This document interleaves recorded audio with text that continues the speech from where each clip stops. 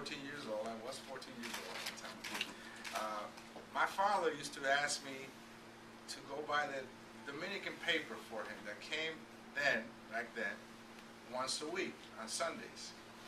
So as a 14-year-old, I would walk from 153rd Street down to 157th Street at a grocery store that was probably the only one in the neighborhood that got the paper on Sundays. And one Sunday morning, I was abruptly stopped by two detectives, thrown up against the cemetery wall on Trinity Cemetery wall on Broadway, frisked, and subsequently they told me to just continue to move on. I asked them in my broken English back then what the problem was, and they said they were looking for somebody with a brown leather jacket.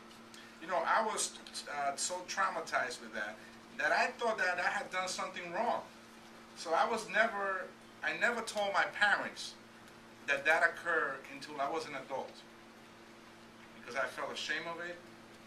I thought it was a very, that's the first time that I was in contact, and the only time that I've been in contact with the police.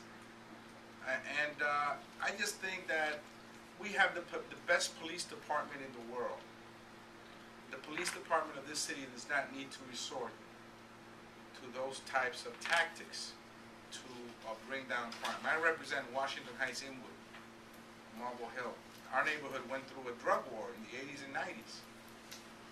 Now we're seeing a dramatic drop in crime there, but you know, to resort to that, I think it's heavy-handed, and sometimes it can lead to friction with law enforcement that is unnecessary for us to continue to move forward as a city. So this database also is very troubling. To have this database lingering around of people that have done nothing wrong is really troubling. I mean, why have that? If someone has not committed a crime, someone is not a suspect of a crime, there is no probable cause why that information should be stored away somewhere. And if you look at the numbers, you see that it's done basically in a very frivolous manner, because it doesn't lead to any large numbers of arrests nor convictions. So, you know, I think that we need to revisit this.